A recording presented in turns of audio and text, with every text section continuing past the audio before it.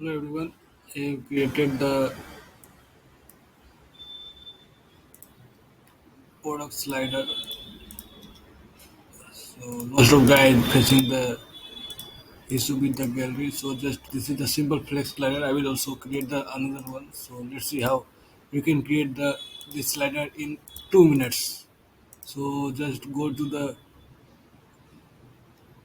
product template, single template. If you have not created, then you can create the single product template and add the flex slider CSS and the a script from the CDN, and this is the link, and you can just copy the CSS JS from here, and then this is the custom code for show the gallery.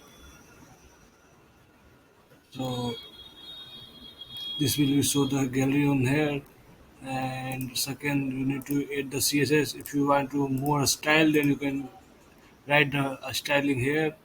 And last thing, this is I added the flex slider code, so it will just click here and it will show the hair slider.